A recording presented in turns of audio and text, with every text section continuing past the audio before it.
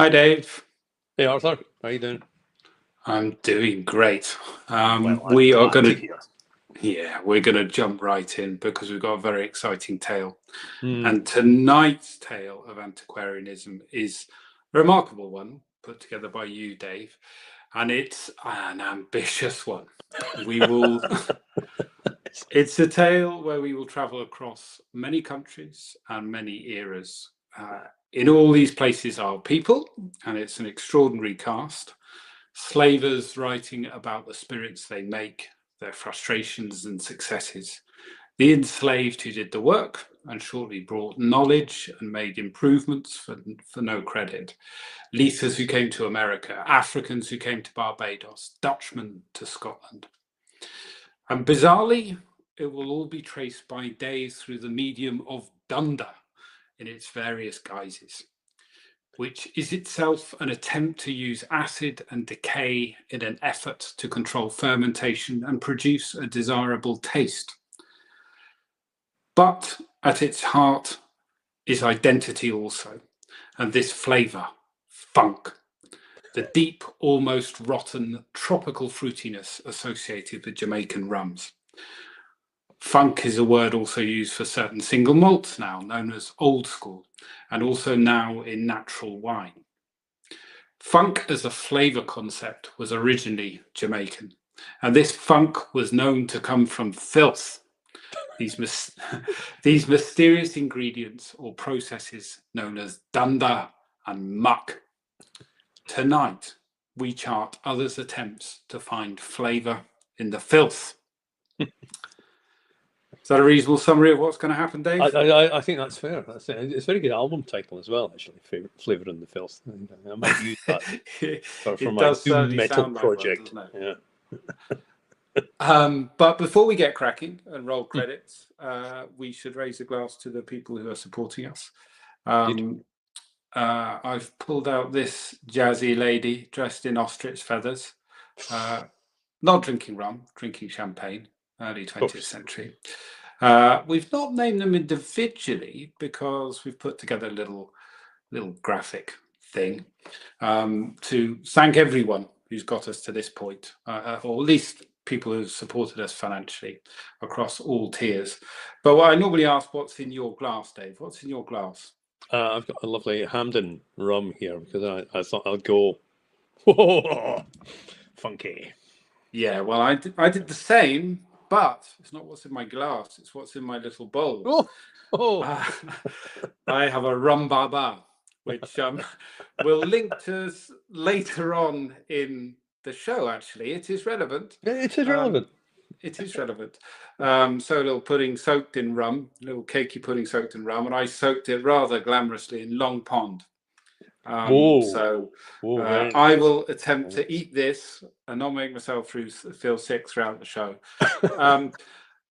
But in the meantime, we've been stamp collecting, and thank you for everyone who's helped us stamp collect. You. So let's run this little acknowledgement of the people who've been kind enough to support this adventure. Cheers, bon appetit. Cheers.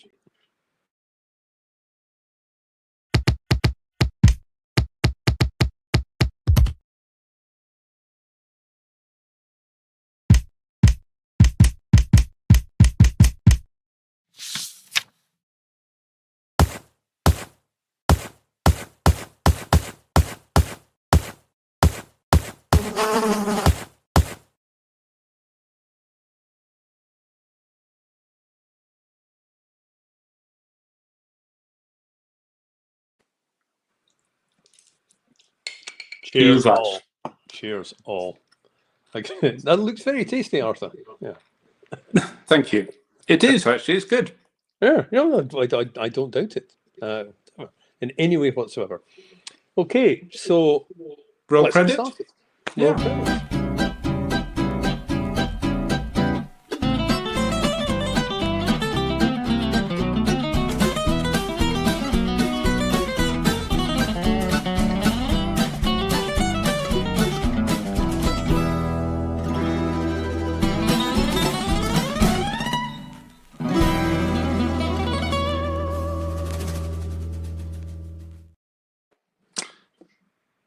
Over to you, Dave. Thank you. Yes, well, hello, folks. Good evening. This is a big one. This is perhaps overly ambitious, but it's something that has been nagging away at the back of my mind for quite a long time, for a number of years. And the reason for doing it now, it kind of comes out of the discussion about Hogo, which seemed to pop up after our maturation episode. And then also then in the how Scotch was born, the modern Scotch industry was born. And two of those threads were the role of the Dutch as the world's leading distillers, and also the role played by other spirits in the genesis of what we now know as Scotch whisky. So because of Hogo getting mentioned and because of other spirits, I thought we would do a deep dive into the Dunder pit. What is Dunder? Where did it come from? Why is it used? How was it adopted and how was it adapted by the world's major spirits? It's a technique that swung from one country to another, and it links rum, it links an American whiskey, American rum, and it also links Scotch, which was kind of a big surprise for us when we were doing this digging.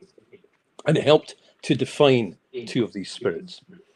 And as ever, again, kind of repeating what Arthur was saying, it shows the links which are important in this world of spirits. No spirit stands alone.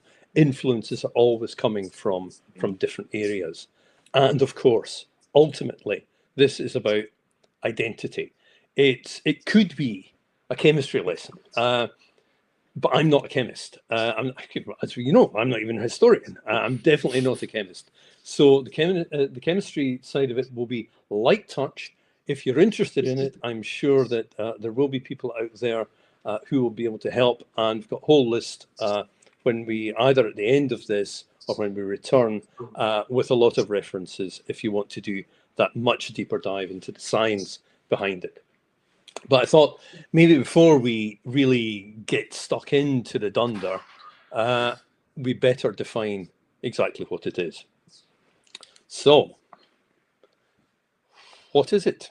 It is a thick liquid residue or sediment, often containing yeast from the previous distillation of rum, added to a new wash to impart flavour during fermentation. And there's Dunder getting poured. Thanks, Matt Pietrich, Rum Wonk, for that picture from the Hampden distillery in there.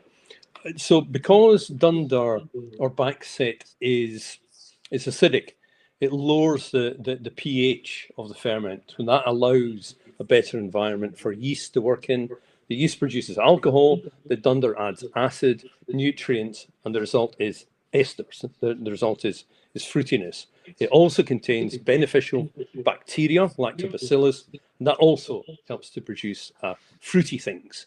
So there's flavor building blocks contained within the Dunder. And it can replace the need for any addition of yeast, and that's going to become important as we move on. And it slows and it cools ferments as well. So it's a really, really useful weapon for a distiller to have. But our story doesn't start in the Caribbean. Our story doesn't even start in the 16th or 17th centuries. We're going back to ancient times, to BCE, and to finding out why. Hello, Arthur is waving at me. I thought before you start, I just want to say Dave has been pinging back and forth so much information. It's been absolutely fascinating to help pull this together to do the slides. I prepared the slides, and I thought it would be quite useful actually just to show a summary of the places and the times where we're going. I was too excited. Yeah, no, it's good because it is quite a journey. I think just to anchor it at the very start, just to prepare yourself, to strap yourself in, because it's quite a journey.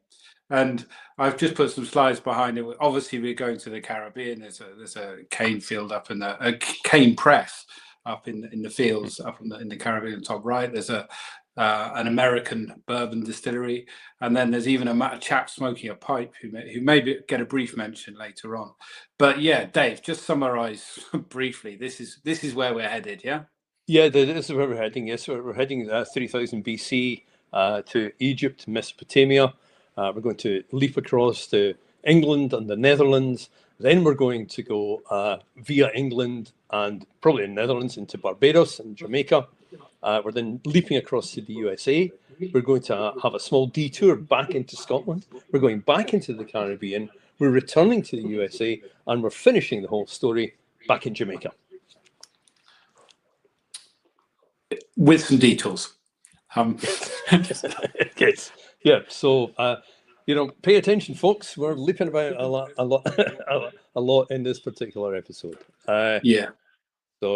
So let's go back to ancient Egypt, ancient Mesopotamia, because there has been this question: which came first, beer or bread? And archaeologists and historians, essentially come to blows about this one. It seems to, at the moment, there seems to be a truce between the two camps, and they reckon they pretty much started around about the same time. But the evidence of malting and brewing is 13,000 years old.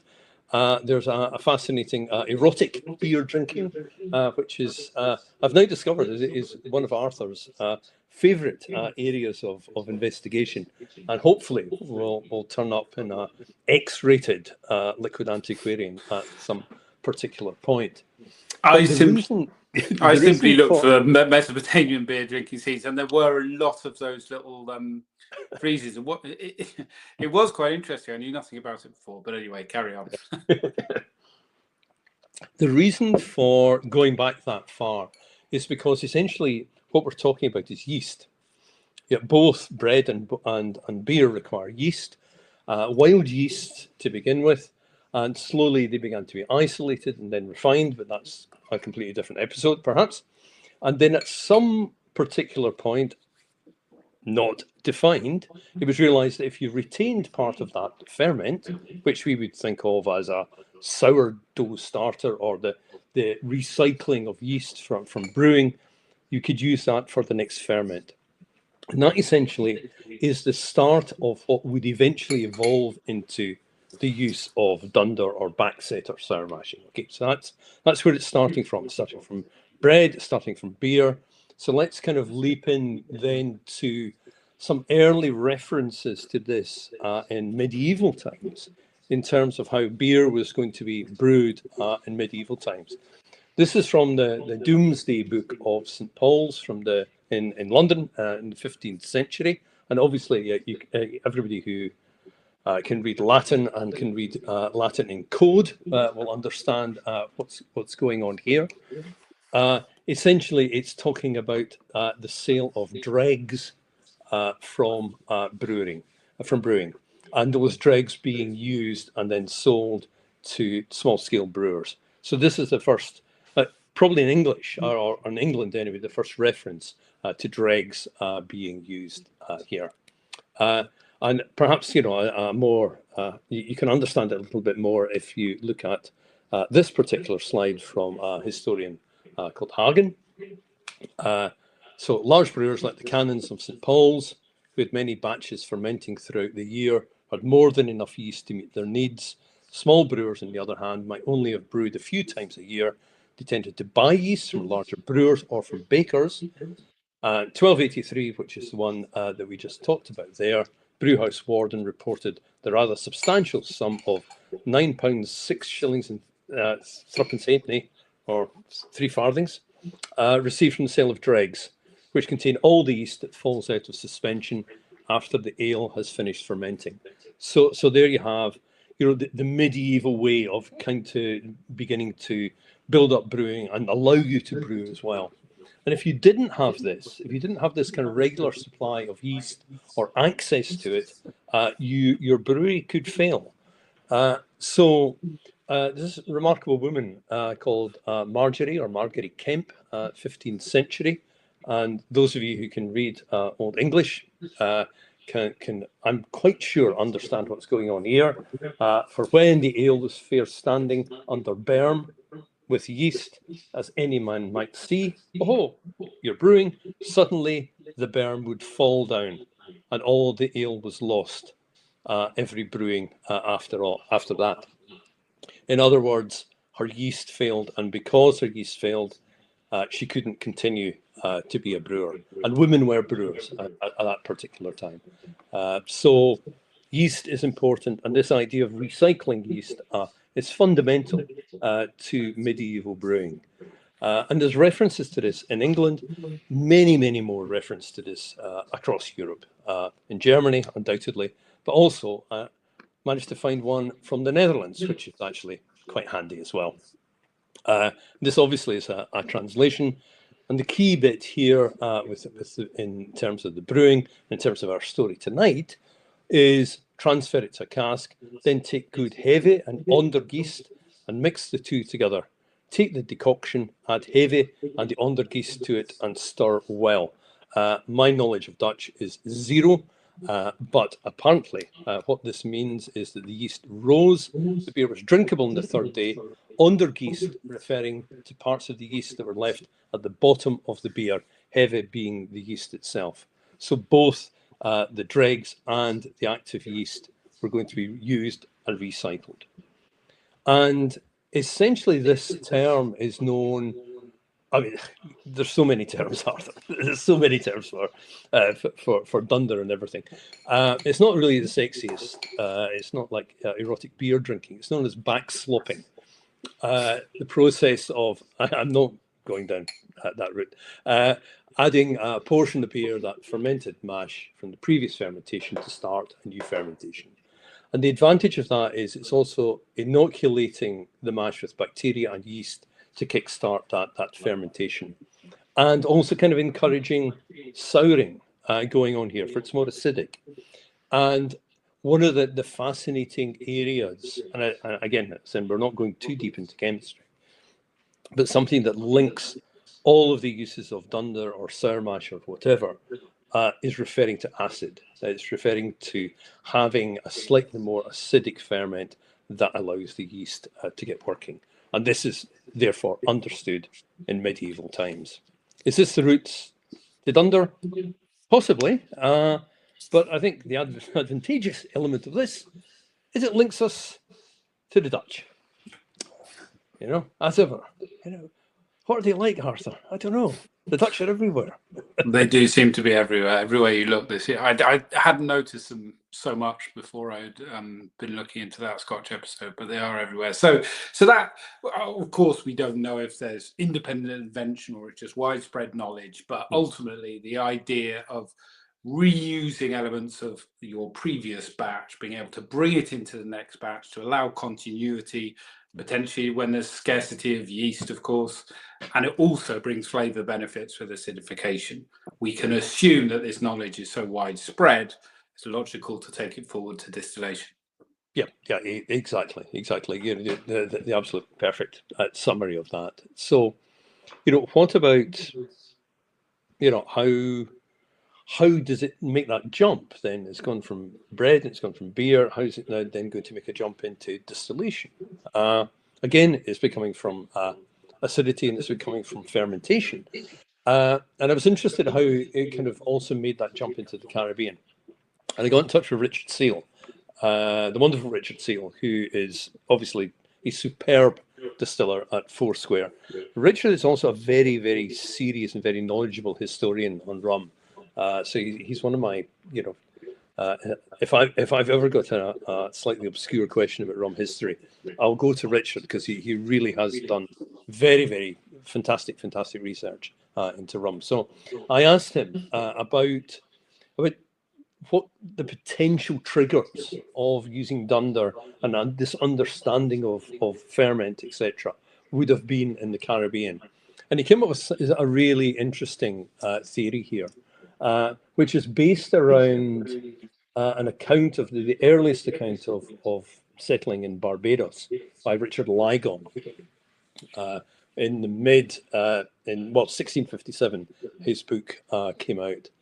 And what Lygon does in his book is give a very detailed account of this new tropical paradise, which had just been relatively recently settled by the English, by Dutch, but primarily from the English.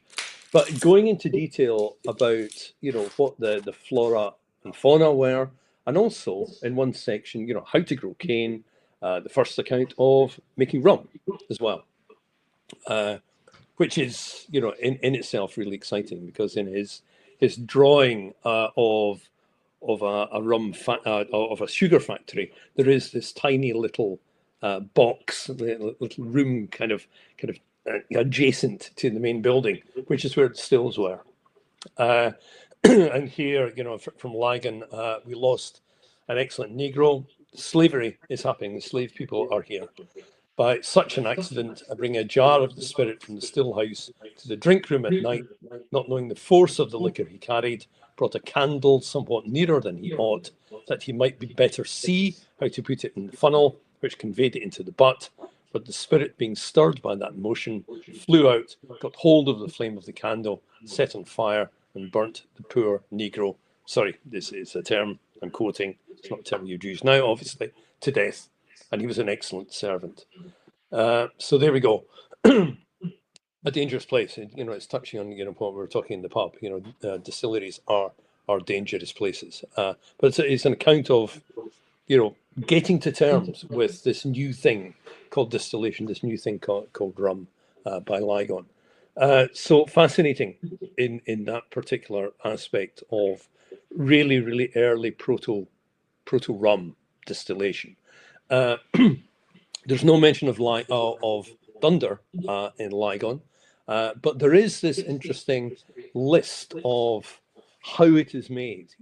Distilling the skimmings.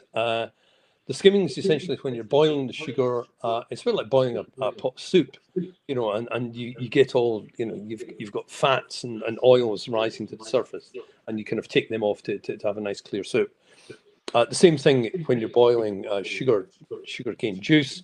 You're boiling it to crystallize the sugar, but you get the scum rising to the top, and those are the skimmings. And skimmings are really important. They remain really important in the distillation of some rums, and essentially that is what they would have been using. So early rum, but also early fermented drinks as well. Yeah, these are great. They're amazing, aren't they? And this is what Richard pointed out. He was going, there is this knowledge within the community, within the indigenous community of Barbados, but also information coming from West Africa, from the enslaved people coming across, also with brewing and fermentation knowledge. So let's have a look at some of these because they're amazing. So banana wine is there's a few here, isn't there? Grippo punch, a drink made from wild plums, but the drink of the plantain sounds pretty good. Yes, it sounds absolutely delicious. Yeah, really, really good. And mash them, boil them. Nice drinking. It's stronger than Saks. It's stronger than sherry, and it's apt to mount up into the head. So, yeah, I know that feeling. So yeah, I mean, and there's more. There's plenty of them out there. The beverage made of spring water, white sugar, and juice of oranges. That's very nice. That's very good for you. But the incomparable wine of pine. That's pineapple. And you know what pineapple? People love pineapples, and it's extraordinary fruit. It's nectar which the gods drunk. For on earth there is none like it. It's made of pure juice of the fruit itself, without commixture of water or any other creature, having in itself a natural compound of all tastes excellent that the world can yield. This drink is too pure to keep long. In 3 or 4 days it will be fine. It is made by pressing the fruit and straining the liquor, and is kept in bottles. And indeed, the wine of the pines, that's not just juice, it's going to be fermenting as well. So fascinating areas of expertise. So, we could have a whole episode, I think, on these early fermented drinks from the Caribbean. Do you want to talk about Mobby? Have we got time to talk about Mobby? Yeah, quickly. Yeah, the Mobby was quite widely used. I'm not going to read the whole thing. It's a drink made of potatoes, and they had Mobby tubs and everything. Mobby was a really popular drink, and it's quite a complex way of actually making Mobby. So and was a flavour and a drink which was much prized and much consumed as well. And it was an indigenous drink. None of this is coming from Europe. This is coming either from the people who are already living there, or the knowledge of brewing also coming in from Africa as well. Yeah, that Mobby did, when I read it, it seemed like they compare it to Rhenish wine, but it does sound like something they might make in a prison. Well, it's like, I don't know, it's like going to Greece and drinking Retsina. Yeah, very much so. There's some local drinks that you cannot stomach, but some like pineapple wine, which sound delicious. Yeah. So yeah, you mentioned Africa. Yes, yeah. Just a lovely show. African brewing. Well, if brewing started in Mesopotamia and Egypt, it is spreading across Africa. Quite often cassava being brewed. So the knowledge is there, and I think that this. Not wanting to belabor the point, but we live in this kind of colonialist view of rum, and indeed of a lot of spirits. That all of the knowledge came from Europe, and you're educating the ignorant natives, and it's simply not true. They were experienced in the art of fermentation. I don't think it's labouring at all. I find it really interesting to see how, and we'll come on to some more examples of where there's clear accounts of sophisticated use of the fruit and vegetables and trees around them to create complex, varied drinks where they're using technique to suit certain things. And you're quite right about this colonialist view. It made me think of that narrative of the Native Americans who were given booze and they couldn't handle booze and they became addicted to booze and fell about drunk, and it's a get out of jail free card for saying, well, it's they just couldn't take their booze. They had booze. They didn't have distilled booze, but they had booze. Yeah. Exactly. Who taught the settlers how to use corn? Yeah, the Cherokee. The Cherokee were breeding corn varieties. It's an area that I'm really fascinated by. I'm actually researching it for another book. This kind of forgotten, the forgotten indigenous roots of a lot of drinks. So yeah, we mentioned another example. We've got Rochefort, haven't we? We've got the Rochefort, who contemporaneous with Ligon, did a bit more traveling. He was all over the Caribbean, but again fell in love with these fermented drinks, and was actually naming them as either being indigenous or being brought in from Africa. So, a whole bunch of them. Cashew, that's ajaku.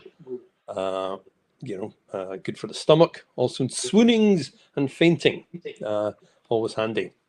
The Indians make a good drink of this food. Then we have the wine of palm, used in some parts of Africa, and the way in which that was made. Essentially, it was the same as palm wine. We'll come to that in a second. So it's using existing knowledge from Africa. The natural Indians of the country, and the indigenous and the French who live in the islands, make of this fruit an excellent drink, not much unlike Malmsey. So there we go. It's like Madeira. The prickly palms. So this really nicely detailed account of how to essentially make palm wine, and this is coming from Africa.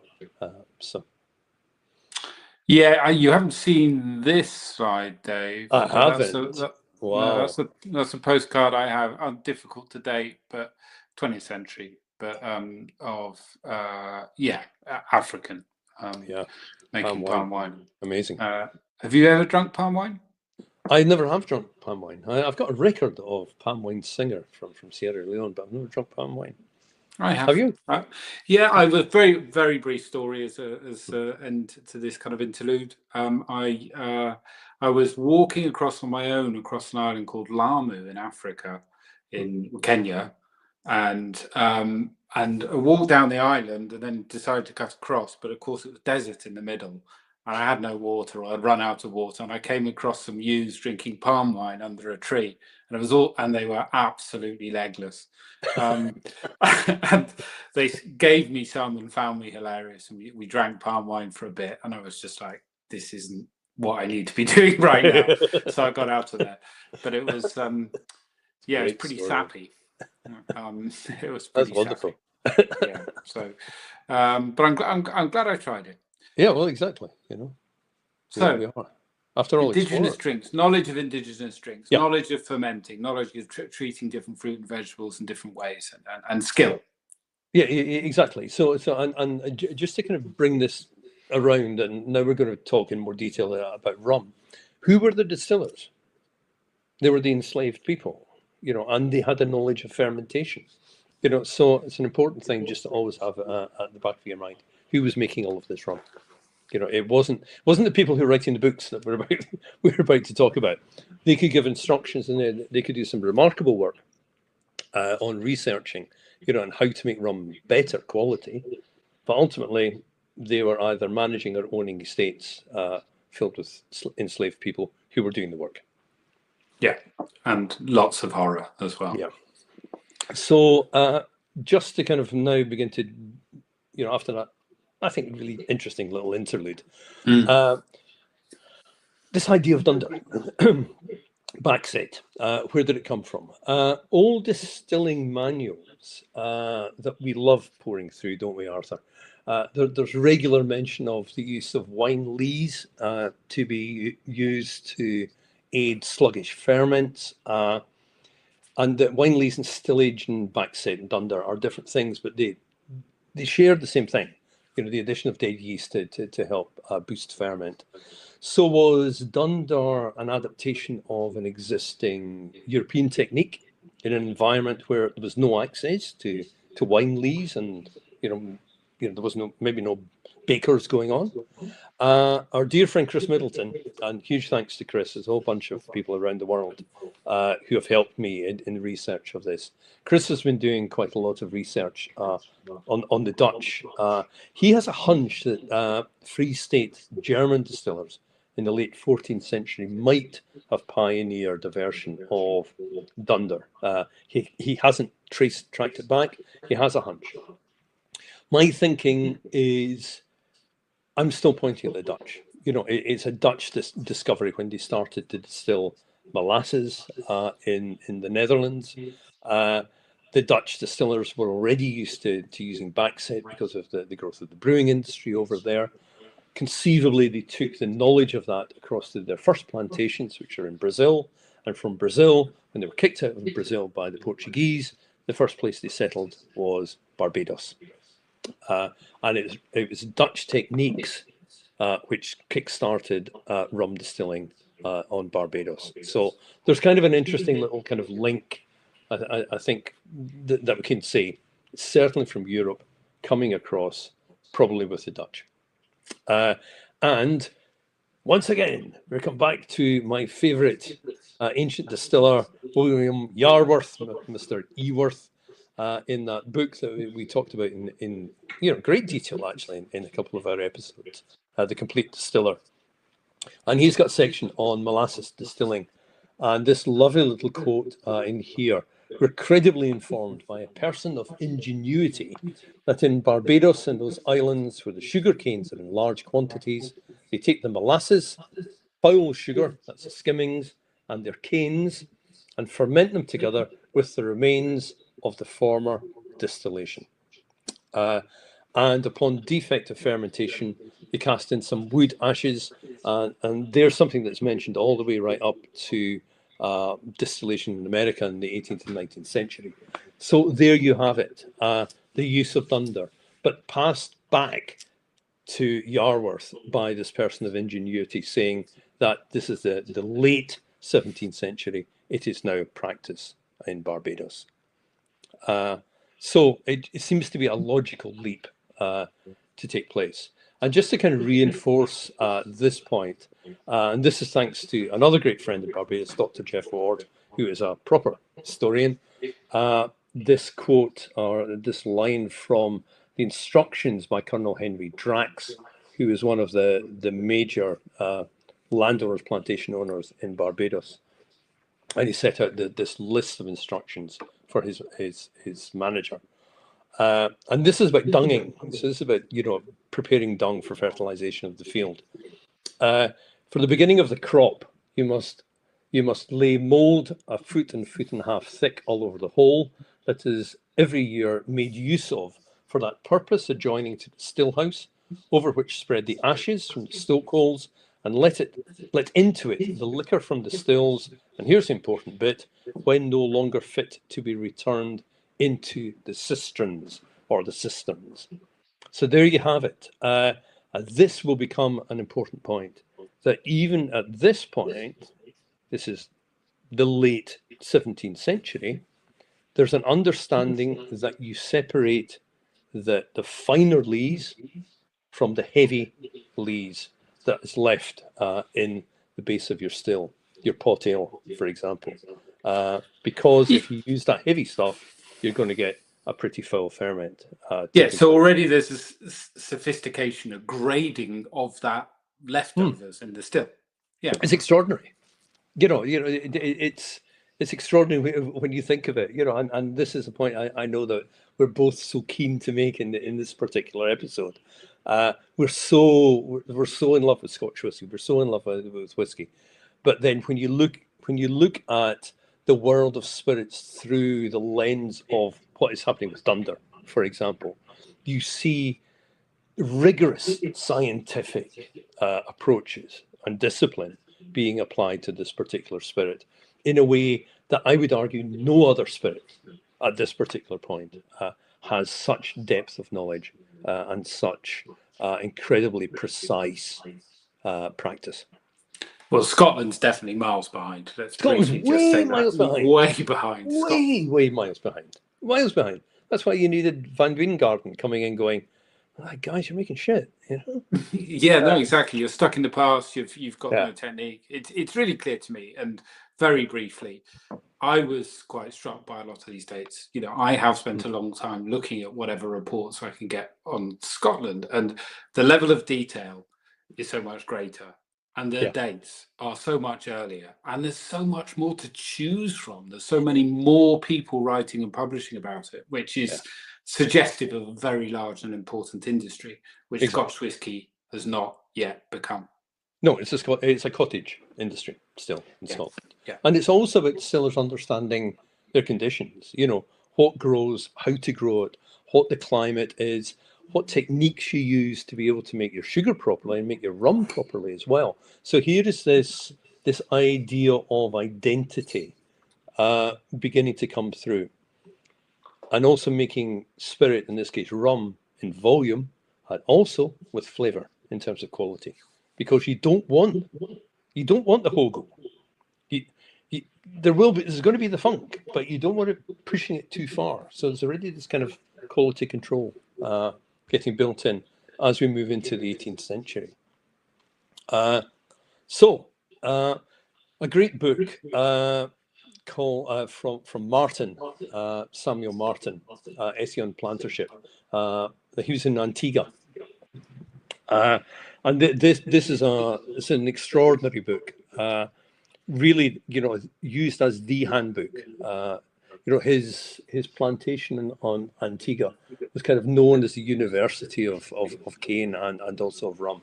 So incredibly detailed. So if you begin to read, if you read through what Martin is writing about, it is quality control. It's talking about cleanliness. It's talking about cool, slow ferment, slow, gentle distillation, the knowledge of acidity being beneficial. All these things that we kind of take for granted now. Keep your distillery clean. Run things gently. You will make better spirit. It's known in rum, but in the 1750s. And the understanding here that the original good lees must be made at the beginning of each crop or at any other time when the liquor becomes sour and fit only to be thrown away. And then the recipe, 1/3 of lees, is, I say, the general proportion that's now in use. So it's, a fair hefty whack of Dunder, as well as molasses, and also in terms of skimmings as well here going on. So yeah, but Martin is really just a remarkable resource here. Here we have the method of preparing fine lees, always ready to use. Just have 3 cisterns of dimensions sufficient to hold 3,000 gallons. All right, let's just pause there. This is substantial. This isn't a cottage industry. This is a commercial enterprise. Into each of these, alternately, the hot lees may be run by a spout from the stills, and after standing long enough to go cool and fine, in other words, settle out, let it be drawn by a cock. They loved cocks, didn't they? Clear from all sediment, important, into a large cistern within doors to be kept for use. But let it be strictly observed never to reserve lees of 4 liquor, which I think means more densely, more viscid, which yields no rum. On the contrary, let all such be thrown away as pernicious, and make new lees. So that's the old stuff that would be used for fertilization. So this understanding that if you're using Dunder, it's slowing down your ferment, it's allowing wild yeast. They're not adding yeast, it's allowing wild yeast to come in, and you're not losing any alcohol because you're not racing away with which would happen with fermentation in a particularly hot climate. So it's very, very precise treatment that is taking place. Another thing I found interesting was how much you've got the planters writing, publishing, and sharing their secrets, their good practice with everyone else, which is not something you see so much in Scotland at all. Actually, you get the odd person like Vine Garden writing in, and also what you said about the fact that it was well read. Samuel Martin was well read. Yeah, absolutely. Whereas when we were doing the early stuff in Scotland, it's very hard to tell if someone published this and whether it had any significance. And we got a little bit of pushback on the Van Wijngaarden thing when some people said, "Well, how do you know anyone read it? Well, it's hard to prove." But here you're clear that they're published by the plantation people who are running the plantations, and they're read by the plantation owners. Yeah, and go into a number of printings as well. And if Martin is the main one, there are plenty of others. This episode is long enough. We're not going to go through every single one, but there's a huge volume of resources that you can look at, talking about the quality of There's rum. one. Here's one. Perfect timing. So this is Belgrove from 1755. So essentially, it's a treatise on husbandry and planting. He was working at Drax. So some of that is essentially a reprint of that earlier one that we're looking at. But for me, what is really fascinating for this one is you have the proportions being used at the beginning of a crop before you have proper returns. So the nature of the rum you're making is going to change as the year goes on, because at the beginning of the year, you're going to be having more, you'll have cane juice and you will have skimmings, but you won't have a lot of molasses because you're not made all your sugar.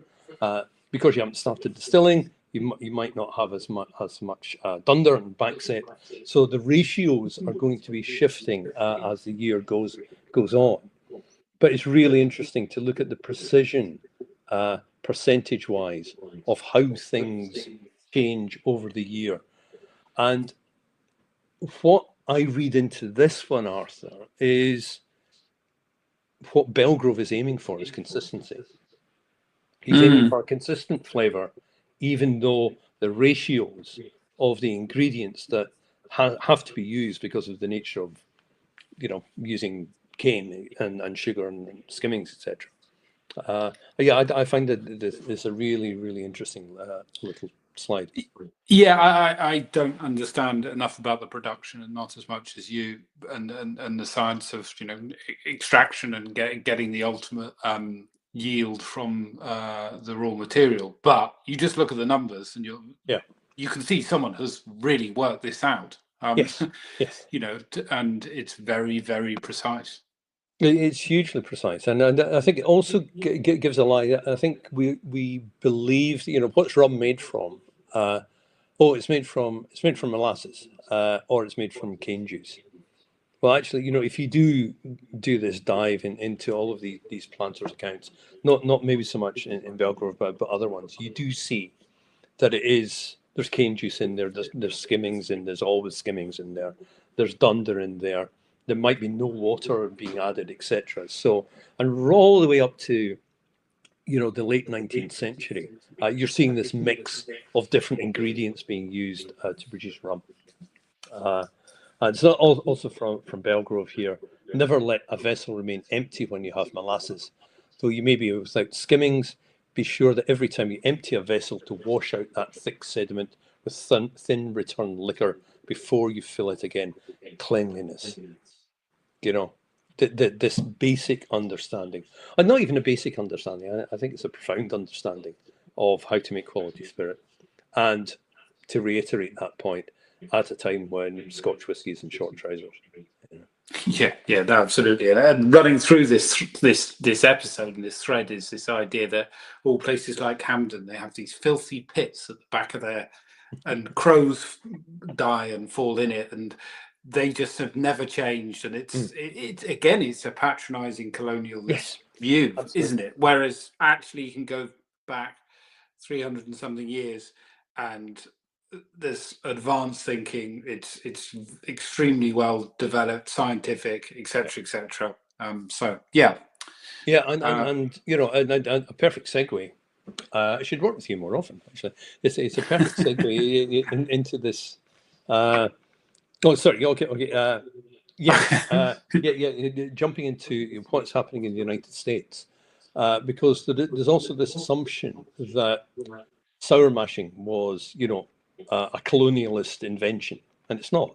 You know, it's coming from rum. And the other thing that is often overlooked, not by rum historians, but again, rum historians are in a little rum historian silo, and whiskey historians are in a whiskey silo, etc. But if you think about how important rum was, you know, in 1716, I'll give you some figures. In 1716, Boston is producing 200,000 gallons of rum a year.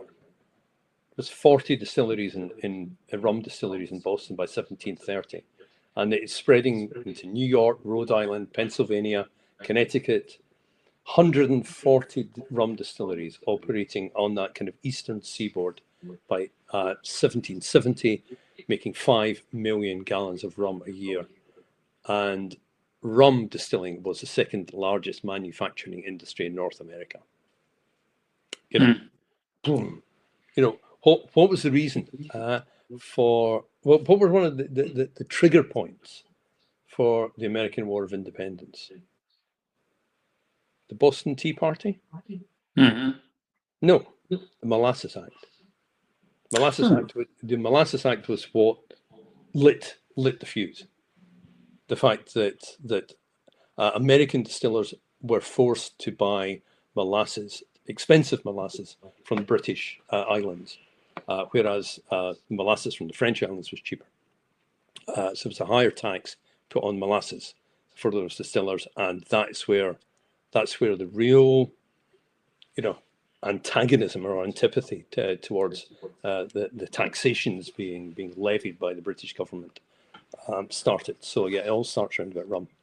I didn't know that.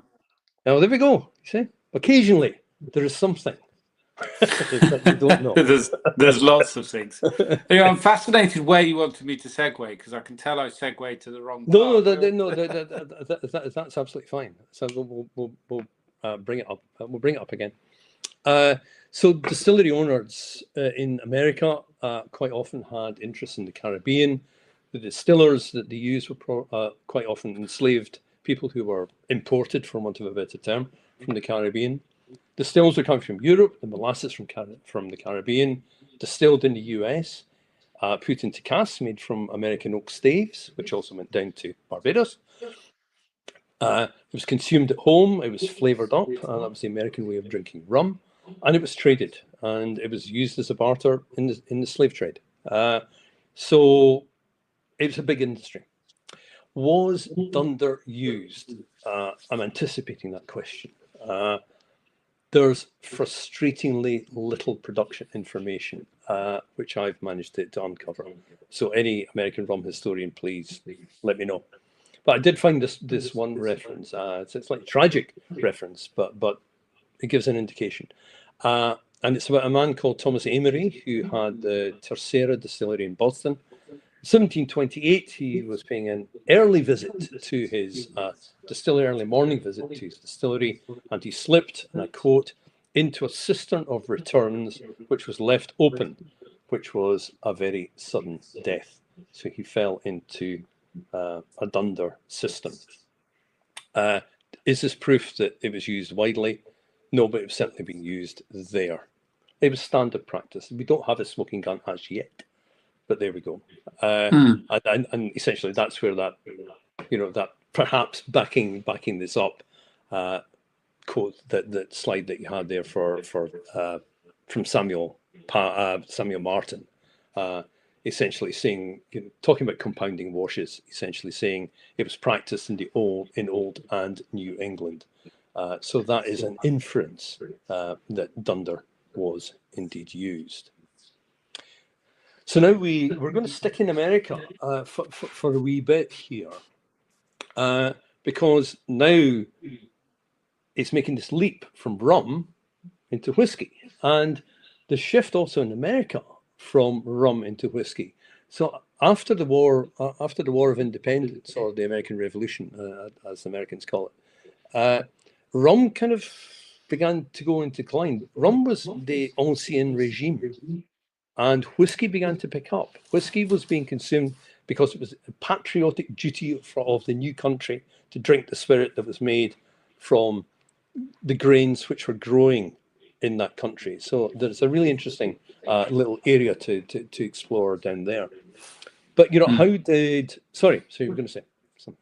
No, I was agreeing. I'm just thinking, that and presumably that contribution of tax as well became, although no one likes to pay tax, that if it had a patriot, you're establishing a nation effectively. And actually, the first act of Alexander Hamilton was to impose the whiskey tax, and George Washington raised more troops were raised to put down the whiskey war, whiskey rebellion in Pennsylvania than had been used in the American War of Independence. So yeah, there's another area that we won't look at tonight, but I think we may at some point. Anyway, how did sour mashing start? Was it a straight copy from rum distilling into what would become Tennessee whiskies and bourbon whiskies? Could it have been an existing technique brought over by Dutch settlers who were already in Pennsylvania making rye? Was it a return to brewing and backslopping due to a lack of yeast in these new areas which were being colonized, such as Kentucky and Tennessee? It's probably a mix of number one and number three, depending on where you were. But anyway, whatever, by the start of the 18th century, what we now know as sour mashing is underway. So we're going to have a little dive into sour mashing. Should we start by defining it? Just we shouldn't assume that everyone that's exactly. So I've pulled up an image from Maker's Mark. So sour mashing, or sour mash, a process associated with the bourbon distilling industry that uses a portion of a previous sour mash to adjust the acidity of a new mash. Backset is the spent material left in a still, sometimes added to the mash to prevent bacterial contamination. That's one definition. I suppose there's various things, but you're going to hear the words sour mash or sour mashing and backset coming up. That's a definition for you. Yep. I'm sorry, I'll probably jump between the two. I may even say stillage at one point. That's another term for essentially the same thing. In Scotland, we would say pot ale. So it's all of that shit. And just to kind of, again, if you read a lot of the history books, especially some of the older history books, talking about bourbon in particular, they'll say that the first written account of sour mashing was from Catherine Carpenter, who was a distiller in Kentucky. And there is her receipt for distilling by a sour mash. And that is, there's the holy grail. There is the smoking gun. 1818, Catherine Carpenter is sour mashing. Actually, there were plenty of references which predate that. Yes, it's a lovely. That's a piece of paper you want to find, isn't it? Oh God, yes. Some Yes. homespun recipe written Yes. down on the back of a piece of paper. I think the date has then been written in a different hand, but Yeah. I think people are really focused on that one just because it is so. Oh, it's lovely. Yeah, it's lovely. Beautiful. It's lovely. Yeah, it's beautiful, and it is important because when you do read it, when you peer into it, it's much faded. You do see that the way in which Carpenter is doing the sour mashing is slightly different to the way that other people are doing it. So there are variations beginning to be established within this idea of using stillage or backset. Again, identity of distiller, distilling, and flavour.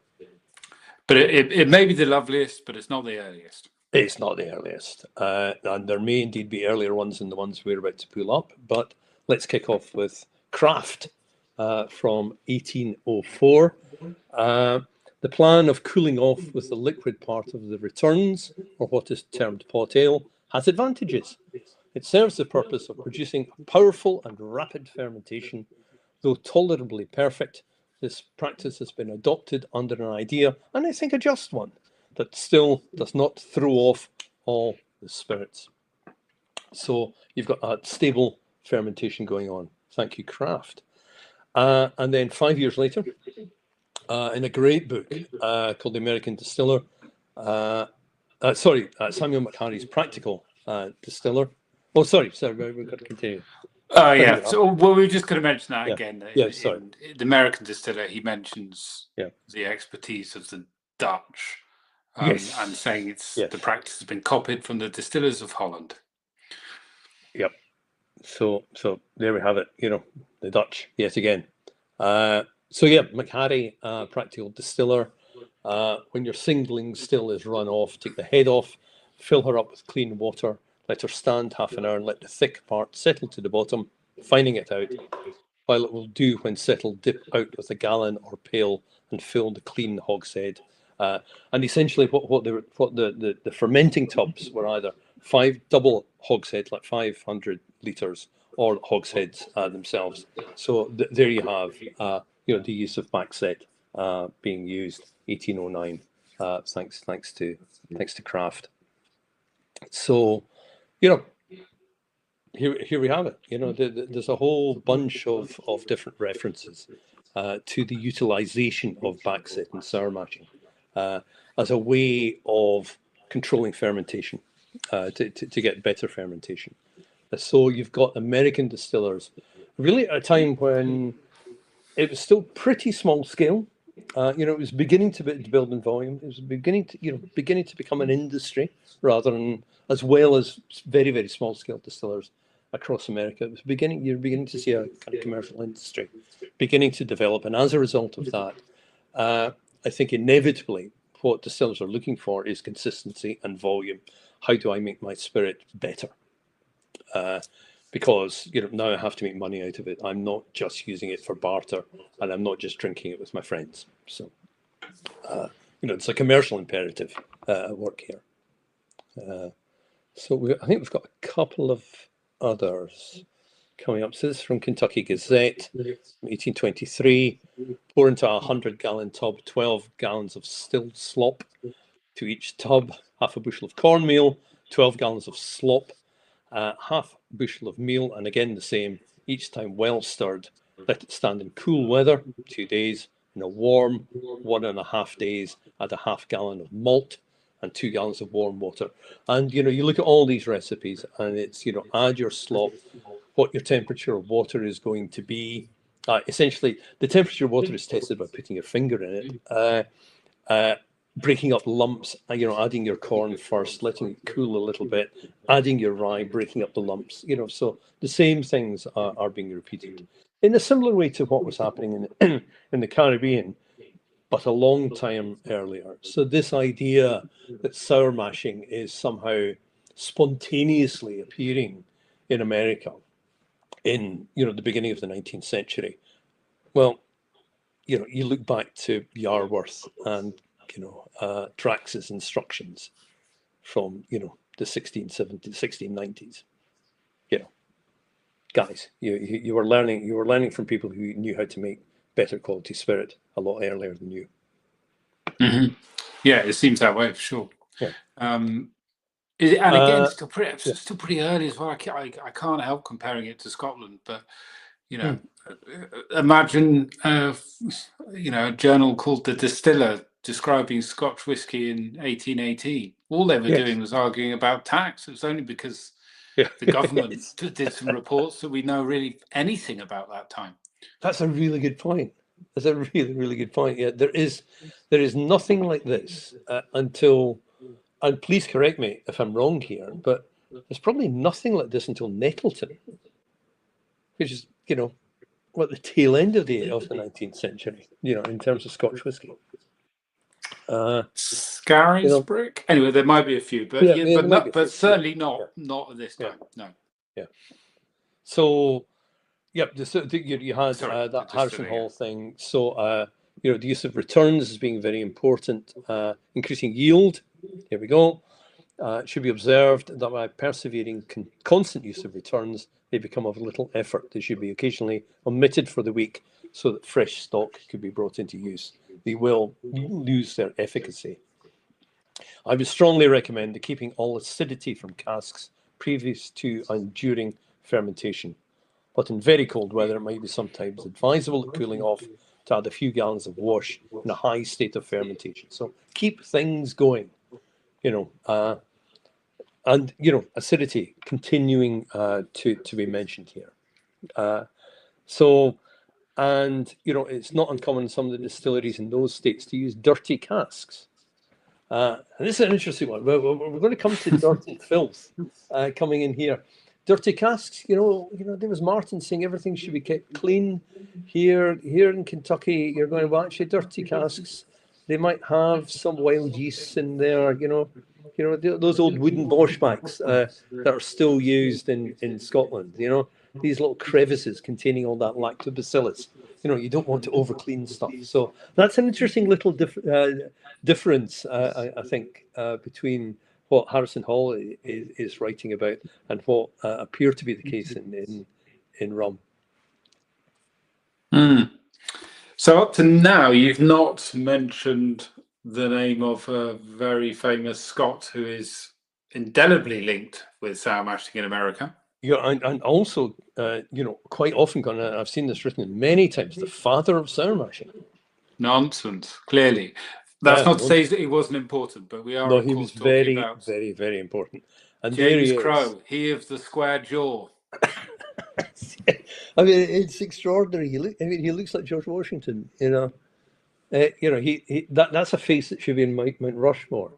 There is something about portraits in America in the 19th century. That there's just a type, strong-jawed man.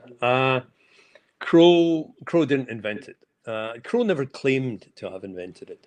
Again, deeply indebted to Chris Middleton on this. Chris has done an extraordinary 9-part series on James Crowe on Whiskey Wash. If you're interested in it, go and see it. Go and read it. It's amazing stuff. And what Crowe did was apply science. He's a pharmacist. He's a scientist. So he refined and standardized the process. But he was bringing in other techniques. He was bringing in saccharometers to Oscar Pepper Distillery, where he was working. He was talking about cleanliness. He was talking about standardizing the use of sour mashing. And his technique what was an interesting one, because it was slightly different to what we've seen prior to this. I mean, what Crow was doing was taking yeast barm from the top of a batch to seed a fresh mash, and also using distillage or backset whiskey Dunder, if you want to, and no fresh yeast being used at all. Other distilleries in America are using their own yeast. They were already beginning to isolate their own yeast. So you're beginning to see these variations in technique being used across America. But Crow is incredibly important in that particular area, because But it's not the idea itself. It's not the technique itself. It's the accurate measurement of the process. it's measuring it. Yeah. Improving the process and getting that consistency through scientific rigor and ability to measure it accurately. Exactly, because just to kind of reiterate, what we're doing here, Backset, like Dunder, it's standardizing your ferment, it's dropping the pH, it's making it more acidic. And you have to remember, American distillers, bourbon distillers, always go on, and Tennessee distillers always go on about, hey, the limestone water, it's incredible. Limestone is, it's alkaline water, so you need that acidity to be able to kind of standardize fermentation, especially in a longer fermentation. It would struggle, so that acidity was needed. These days, you're adding some lactic bacteria and everything. But, it's really important in that. It's adding in all these organic acids. It's allowing this kind of flavor development that's taking place. And also by using the same ratio time after time after time, you're beginning to standardize. So you're beginning to create your style. So important. I think we might be hopping back over to Scotland next, are we? I think we are. Yeah. I don't know where we are on the chart. I don't want to scare anyone, but where have we got to? Oh yeah, no, we're over halfway. Yeah, we're over halfway. We're doing not too bad. USA, and now we're on to 1700 Scotland. So back in time and back over to Scotland. If we are running to our plan, I think we are, aren't we? Our pal, yes, yeah, Henricus. Yeah, we are. Yeah, because this is the exciting one for me, because you're going, well, we're talking about rum, we're talking enthusiastically about rum, and yet again, kind of going, please, people, take rum seriously. And now, I think for the first time, really beginning to talk about American whiskey as well. But Scotch, Scotch has got nothing to do with this. This is Scotch-free zone. No, it's not. There's a possibility that Robert Haig brought sour mashing back from his stay in Schiedam in 1640, but there's there's no written evidence of what he did, unfortunately, which is why, please do bring that slide back up, Arthur, because here is our old friend, Henricus van Wijngaarden, in his 1743 directions, put the barm and lees into the still along with the liquor, but if the lees be thick, put likewise in water, or rather faints, to make thinner. There we go. In his quality control, how to make whiskey, the genesis, as we believe, of the modern, what we understand as the way of making Scotch whiskey. There it is, 1743. The man who was employed to actually teach the Scots how to distill, talking about Backset. Yeah, although it doesn't continue much, we know that, and then we can maybe come on to a quick chat about why it doesn't continue much. But you found an absolute beauty from 1799. Yeah, there was a 1799 report, which there are so many bloody reports. And this is a bit of a corker, because when you read this again, pardon me, government report on distillation, 1799, and this is talking about this section comes at the end of a very long description or discussion about acidity and the need for acidity in ferment. And the differences between the practices underway in the lowlands, which, if you remember at the time, were probably using their flat bottom stills and distilling very quickly and wanting to like pump out volume, etc. And the difference between lowland distillers and highland distillers. And here we have whiskey made at many of the small distilleries in the lowlands, where they have neither the skill nor convenient utensils to ferment, is milder in its taste, blah, blah, blah, blah, blah, and brings a higher price than whiskey made at large distillers, where they are supposed to brew better. Okay. And then we're talking about Highland whiskey, a mellowness in the taste and peculiarity, and to some people is agreeableness in the odour of Highland whiskey, not made with peat, which the purest of the whiskey made by those distillers in the lowlands who ferment without acidity and get the greatest quantity of spirit from the ball does not possess. The spirit dealers inform me that this fine Highland whiskey, as they call it, is of a weak nature. But on the other hand, the whiskey they get from the large distilleries, that's the lowlands, has a heart, as they phrase it, that cannot be broken by water. You know, so fearsome stuff. Acidity. So the Highland distillers are making their wash more acid. And that is beneficial to the overall quality. So, hang on a minute, you know, all of a sudden, ooh, this is exciting. So that, You know, how are they doing this? That first part is in those commission reports. That's the summary by the commissioners, and then if you read a lot of these things, you get used to it. That's the summary from the commissioners, which is basically summarising their conclusions based on all the evidence that follows in the appendices. And the joy is in the appendices. Invariably. The joy is always in the appendices. It was interesting. You know, the Highland, in very, very simple terms, the Highland distillers are acidifying, and the big lowland distillers are adding alkaline to their ferments. So this is complete difference between production. And Highland whiskey is considered. And I think those commissioners are kind of over-egging a bit. They're also these terrible stills that they're making on hurrying their distillation. Even so, the joy is in the appendices. The joy is in the appendices. And here we have it. So also for Mr. Delamy, and this is a wee distillery at Stonefield near Oban, run by an old Highlander. And once again, you know, so we're talking about acidity going on here.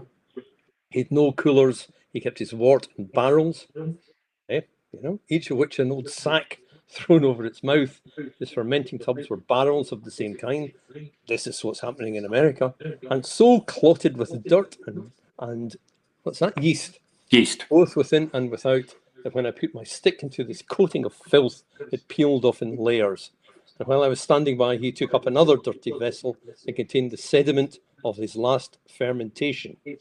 And going to his fermenting barrels, he poured with impartiality into each its portion.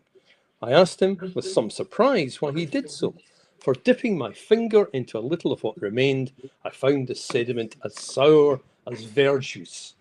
He nodded significantly. I imagine he had beer. You may wonder, in this manky distillery. Filthy. Absolutely filthy. Filthy distillery. Why are you doing this, old man?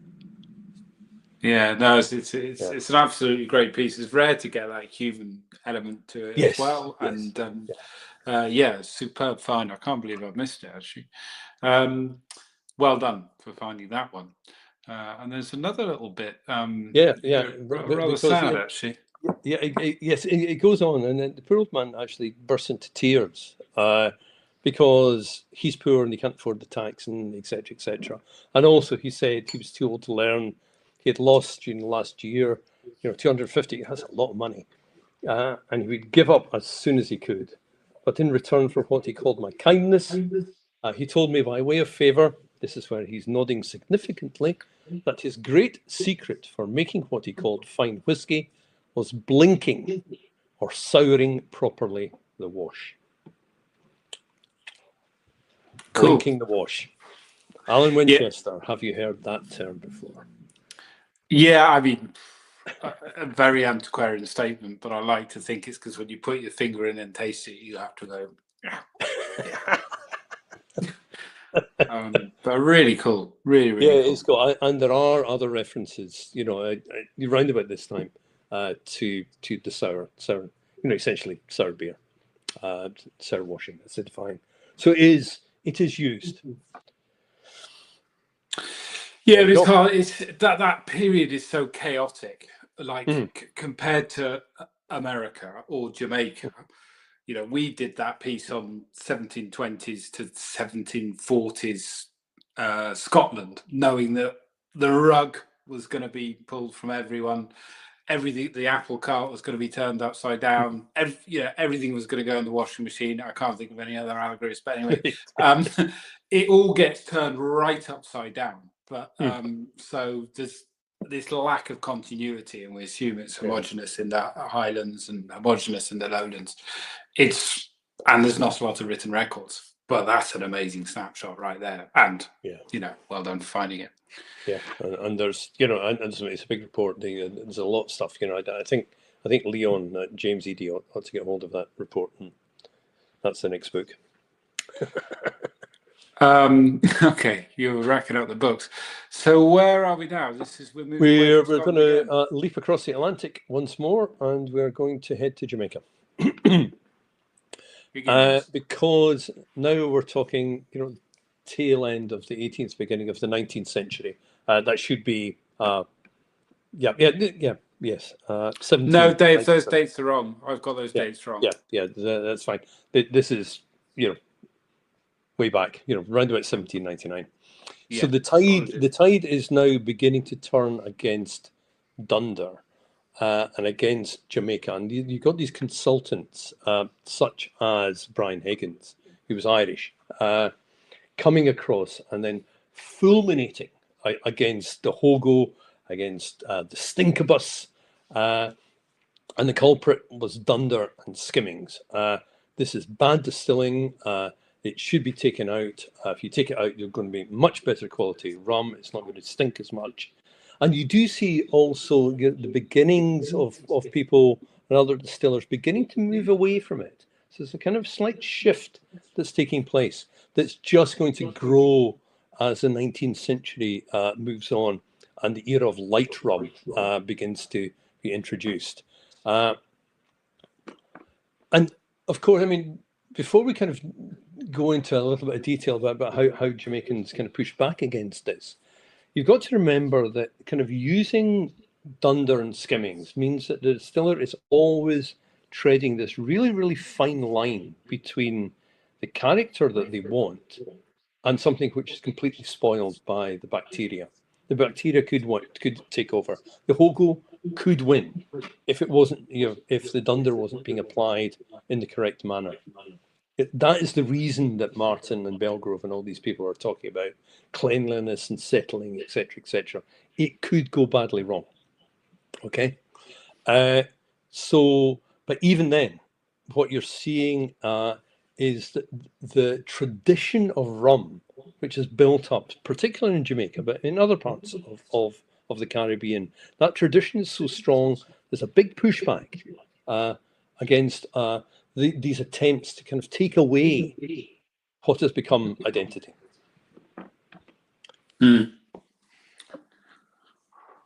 So we have a few here. Keynes? We have Keynes, nominative determinism at work.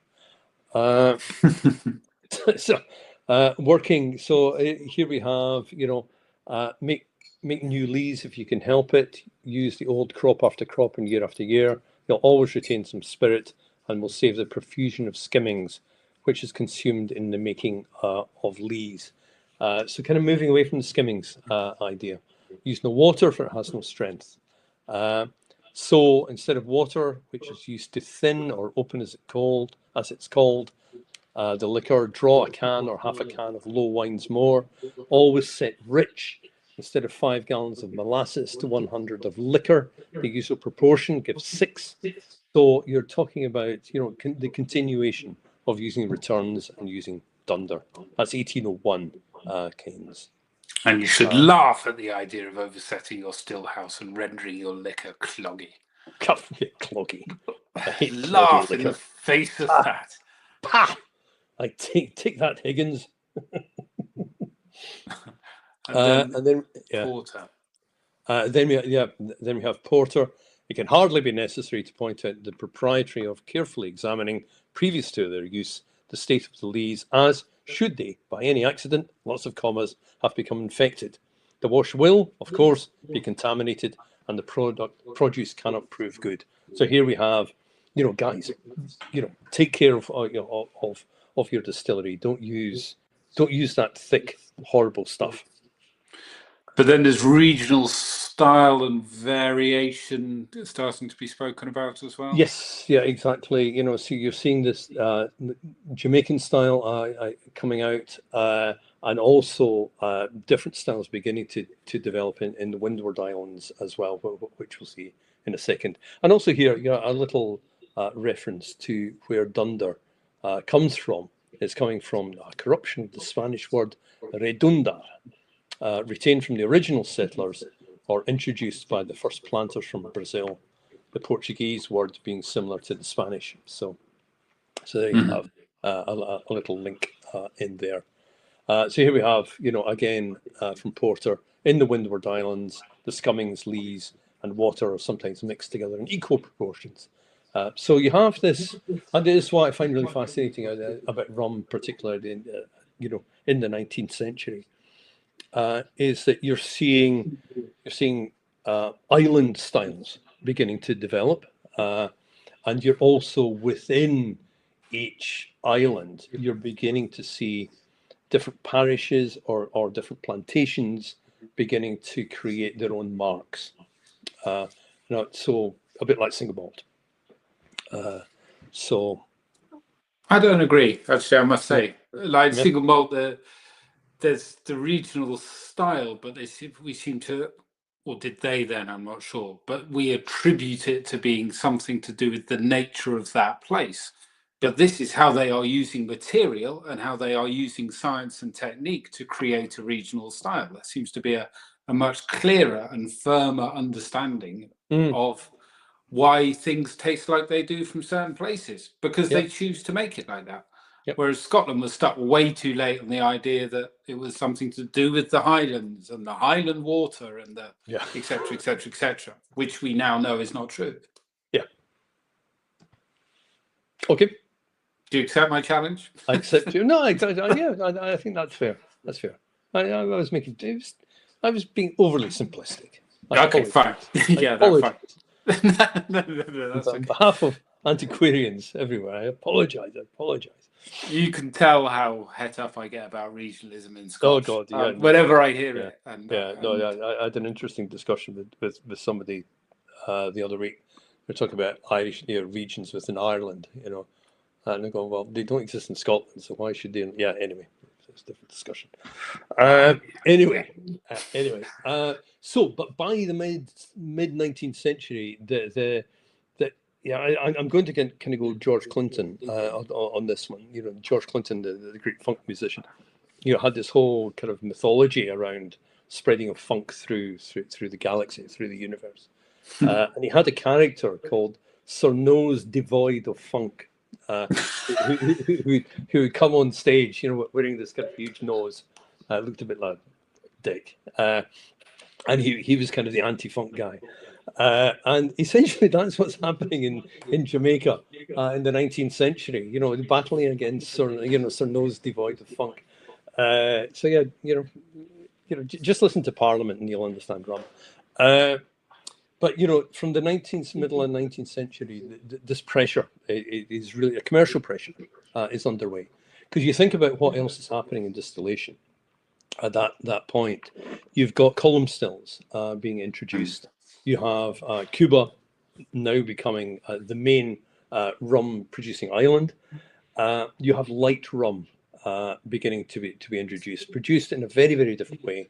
No Dunder, different yeasts beginning to be used, etc. So lightness is coming through. That old traditional heavy style is beginning to move away. Some, column stills spread across the whole of the Caribbean. Some islands all have column stills, but also retain the pot and retort system. Others don't. But there's a real pressure to change the style of rum completely. Enter Leonard Ray, practical sugar planter. If you're interested at all in rum production, mid 19th century, which obviously I am, and everybody should be, this is the book to get. It's an extraordinary book, and really the first one to investigate and explain the chemistry of rum, the yeast, and the role of Dunder in all of this. So we've got a few slides, and I think we've got about 7 slides, but we can rattle through them relatively quickly, because at the end of this, I think you begin to get the idea of the battle lines. The fight for the soul of Jamaican rum is underway. So this is a great quote on this first one here. The employment of yeast on estates has formed the groundwork of many a delusive promise for which our unfortunate colonists have had to pay.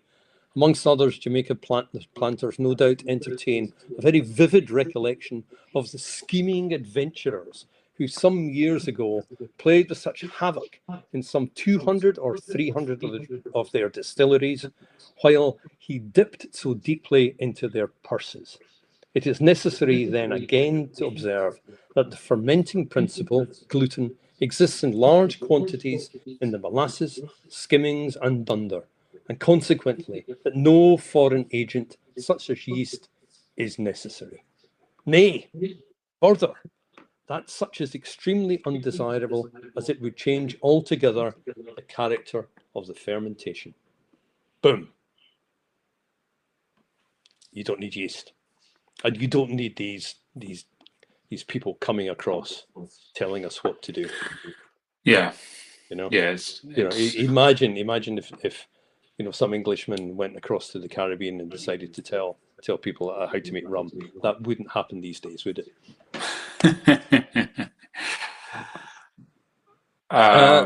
Yeah. So then we have, just leave us alone. We had Edwards, Porter, who we've quoted already, but for Ray, they still got it wrong.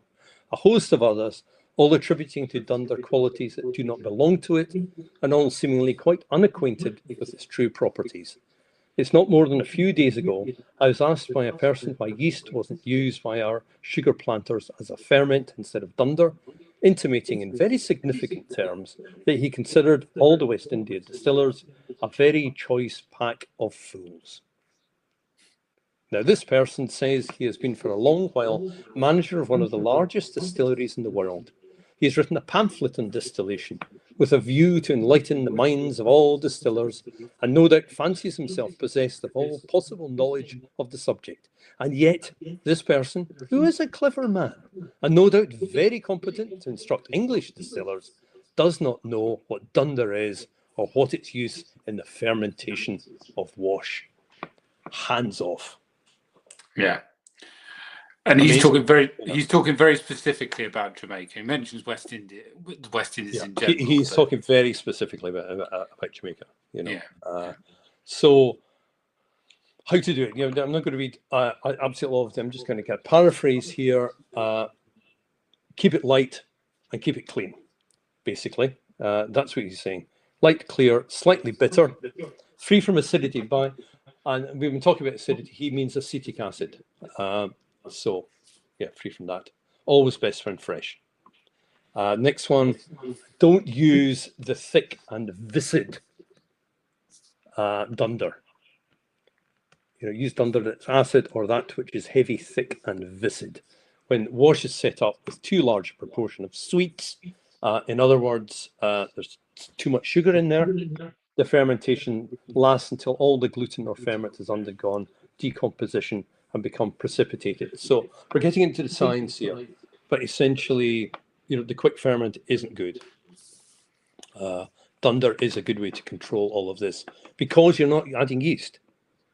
You're needing to use the bacteria, and you need to use these wild yeasts. So here we have good Dunder, which doesn't contain sugar, undecomposed, may be considered to be wash, deprived of distillation of its alcohol. So we have all of this, but then in details, what compounds are in there. From these observations, blah, blah, blah. Okay.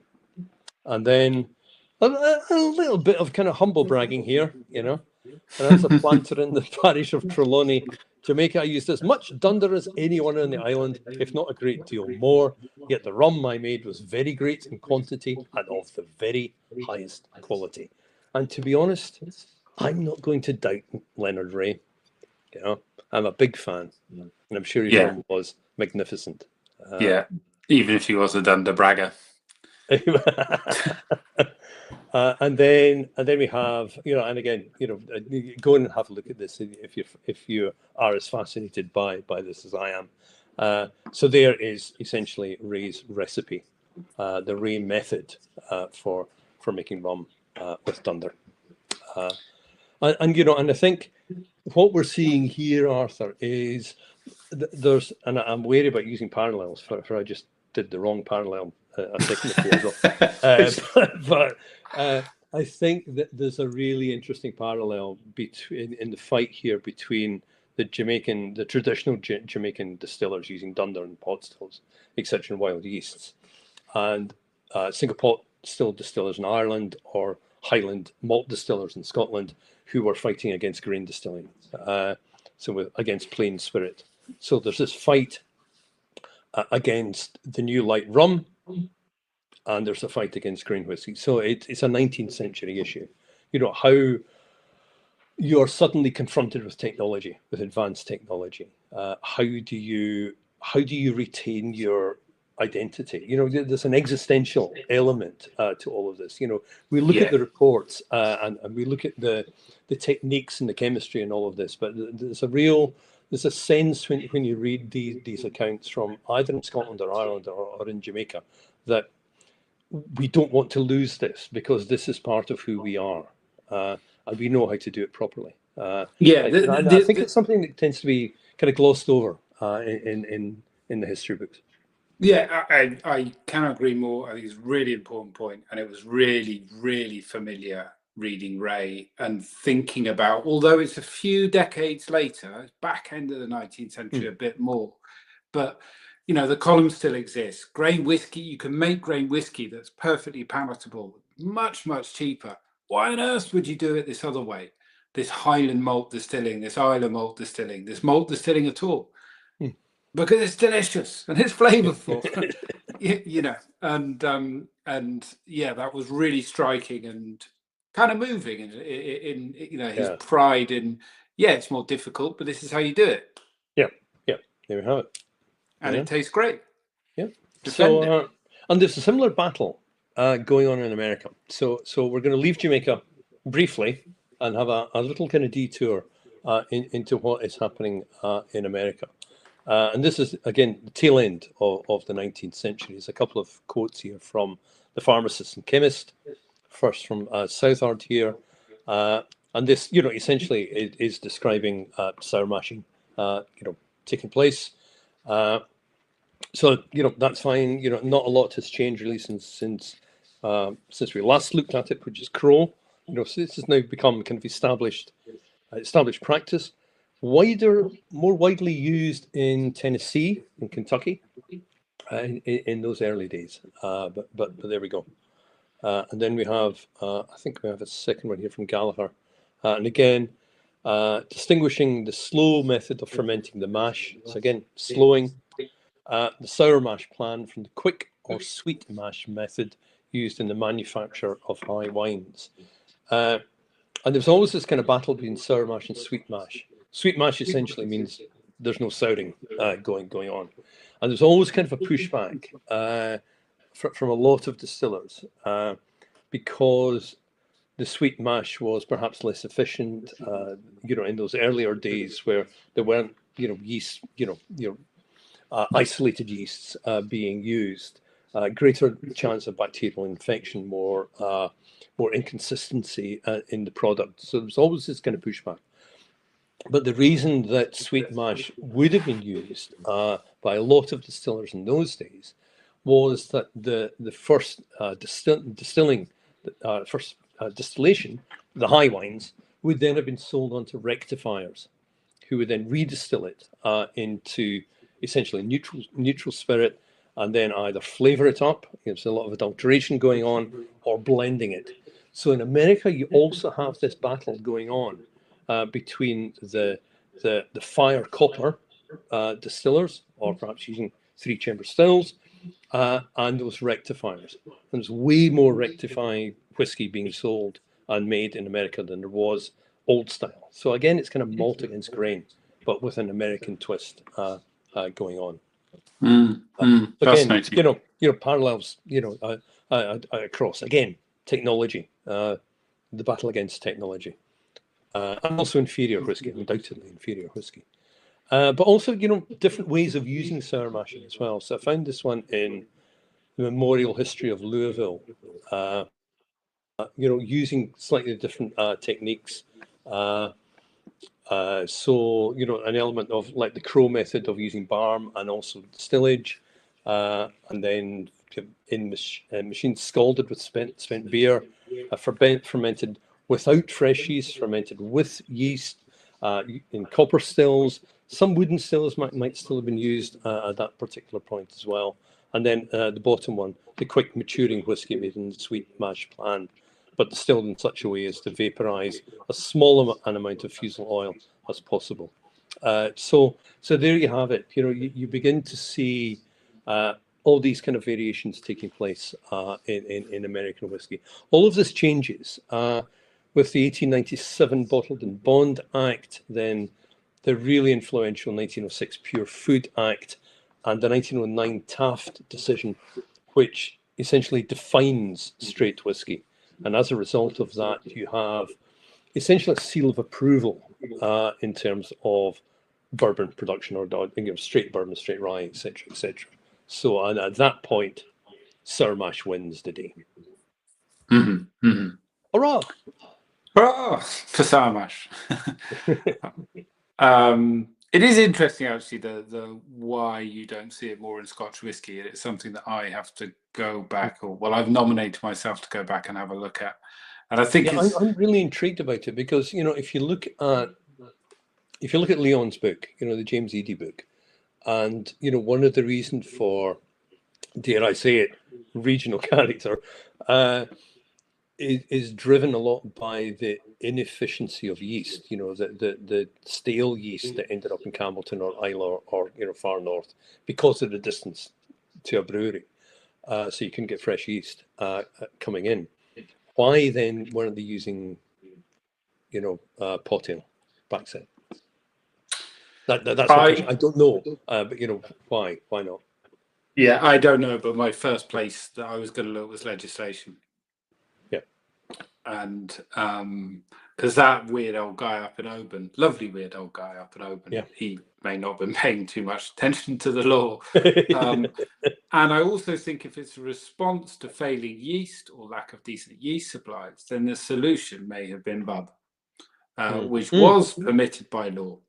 And so I wonder if either sour mashing doesn't happen a lot because they have this solution called bub, or, and both could be true, it is actually outlawed that they don't allow you to do that for some reason. It would not surprise me. Yeah. But it's not something I spotted. Here we have another episode, folks. This is how it happens. Arthur and I get together, we have a chat, and suddenly, there's rabbit holes everywhere. Yeah, and twisted ankles. Twisted ankles and erotic beer drinking. Yeah. So we're swinging back to Jamaica. Yeah, back to Jamaica and Ashby. Yes, yep. So now by the very late 19th century, beginning of the 20th century, initially there's a botanical institute in Jamaica, and also then which evolved into the Jamaica Sugar Experiment Station. and the level of biochemical research that is going on in those two bodies is quite astonishing. And again, I would argue strongly this outstrips anything that's taking place in Scotland or America at the time. A lot of it is drawing from work being done in Germany, but in terms of whiskey and bourbon production, they don't have a handle on what is going on in Jamaica. So this greater scientific understanding of fermentation, use of yeasts, and having an impact on it, and understanding chemistry of Dunder and contribution to flavour. And before we kind of kick off with this little section, huge thanks to Stephen Schellenberg at bostonapothecary.com. If you haven't gone into that astonishing work that he does, he's found and shared a lot of these primary sources. So huge thanks to Stephen. I love that is a brilliant website / blog. It is. My mind was totally blown by it, and along with a few of the other people you've mentioned, I'll update the description in this website in this YouTube episode, and also put it out on Patreon. So if people want to dig a bit deeper, because there is a lot of great work done on rum, because there's great material. Yeah, there is good material. There's so much great stuff out there that just needs to be uncovered. Sorry, you had you had a lovely slide in there, essentially explaining what was going on, and it's Botanical Research Centre in-depth studies on yeast varieties and bacteria, and the aim of it all is flavour, retaining Jamaican identity, but also being aware and being cognizant of what else is happening in the world. There are all these advances taking place in yeast. Why don't we use? How can we use these yeasts in Jamaica to make our rum, and perhaps to make our traditional rums better? I do love the way he just starts with, "It smells delicious." Yes, I know. Isn't it great? I just love. I love Greg. Percival Greg. I do not think I'm wrong in saying. Sorry, can you bring it back up? Oh yeah, sure. Yeah, I do not think I'm wrong in saying that the smell of rum, really good rum, that is one of the most delicious scents that can be imagined. So different from the smell of any other spirit that the more we smell it, the more we are puzzled to say to what its aroma is really due. And isn't that a glorious thing for a scientist to say? Having an emotional connection to what they are exploring. And Greg did a huge amount of research into it. The papers are really long, hugely scientific. So I've just got a couple, just maybe one other slide to kind of illustrate this. What he did, he isolated a yeast which he called number 18. For those of you who do want to know what number 18 was, it's Saccharomyces pombe.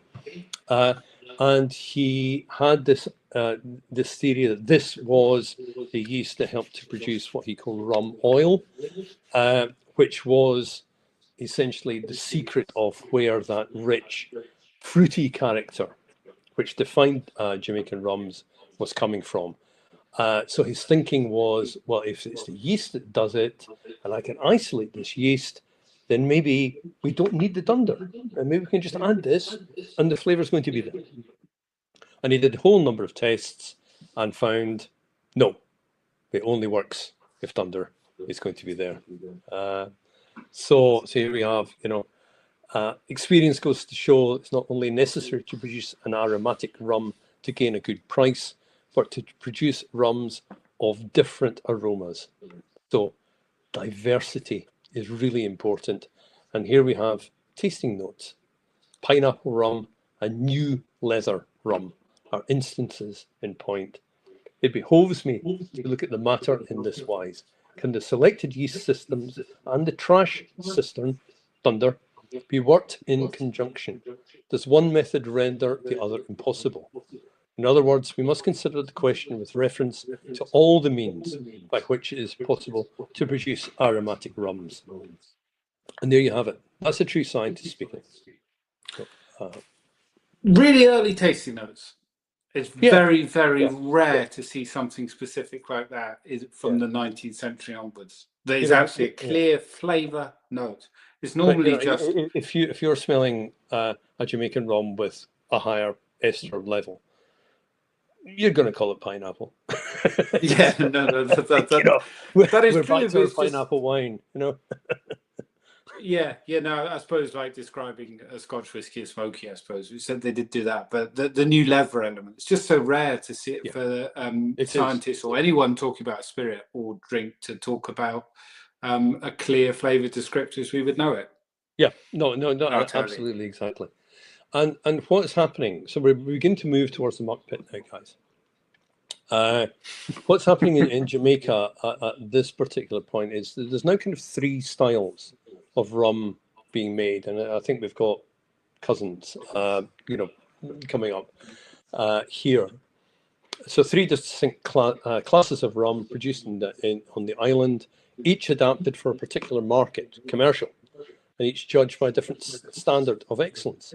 Rums for home consumption or local trade quality, which are also known as common clean. Rums for consumption in the United Kingdom, known as home trade quality. And rums for consumption on the continent, particularly Germany, export trade quality. Three styles, three very, very different flavours going on. So while rum remains the wine of the country, so far as this one is really fascinating. As far as the lower orders in Jamaica are concerned, nothing is so striking to an observer of the habits of the upper classes as the very large extent to which imported Scotch whisky, some of it very recent, very fiery, and of very patent still quality, has displaced rum.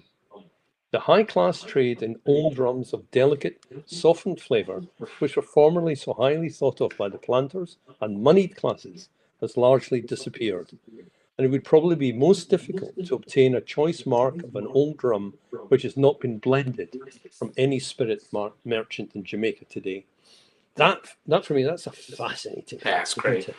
You know, that shows blended Scotch whisky beginning to come into Jamaica and the allure of the imported for the people with money. Now, I was speaking with Dr. Joy Spence, who's the master blender at Appleton recently, and I was asking, what was happening in Jamaica at the moment.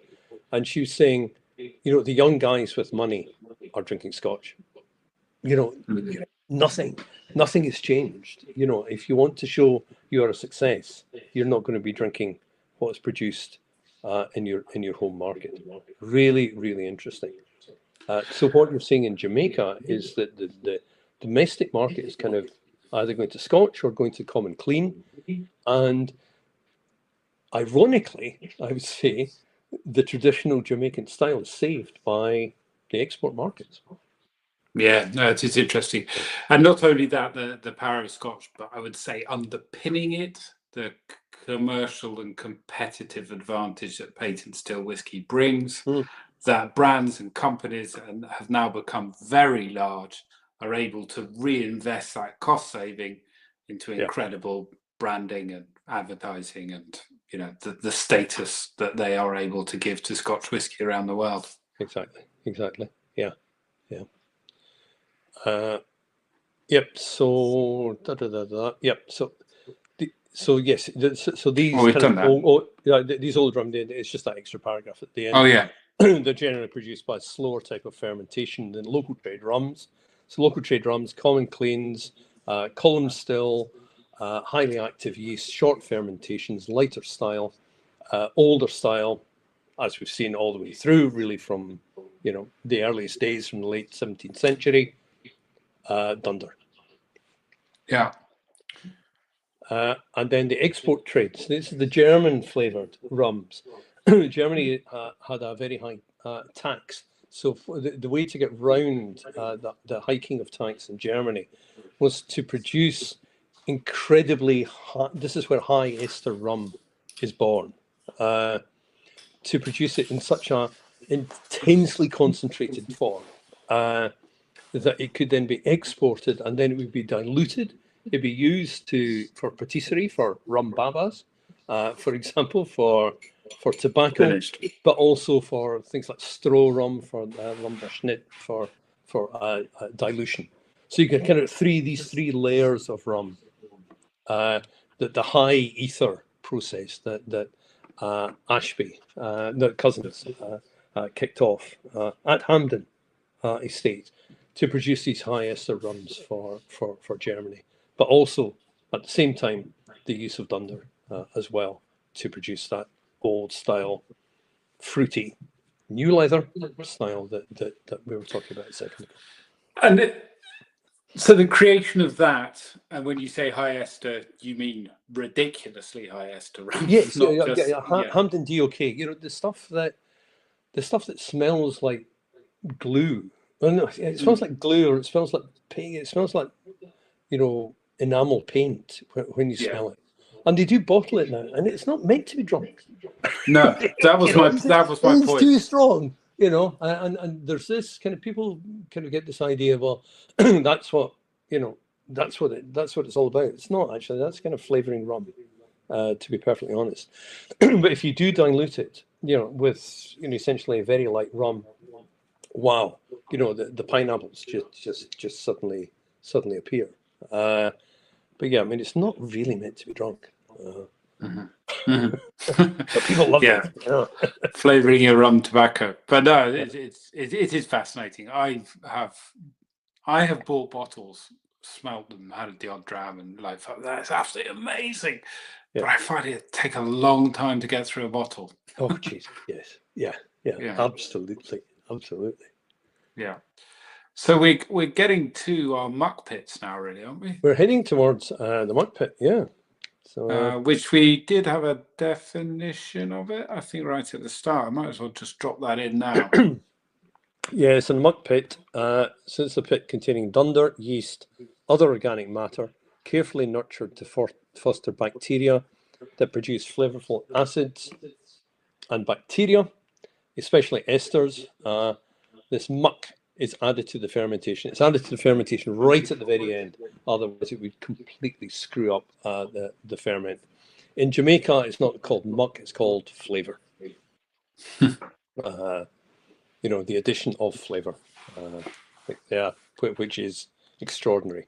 And again, you know, it was established. It was created by cousins at the experiment station at Hampden to try to answer the demand from Germany, you know. And it's going, you're almost like kind of going full circle here, because all the way through the story of Dunder, it's been, don't use that filth that's lying at the bottom. You know, settle it out and use the fine stuff and throw that stuff. Like, that's fertilizer. Don't use it. It'll spoil everything. Now all of a sudden it's kind of, you know what? Let's use the do filth. Use it, and we take care of it.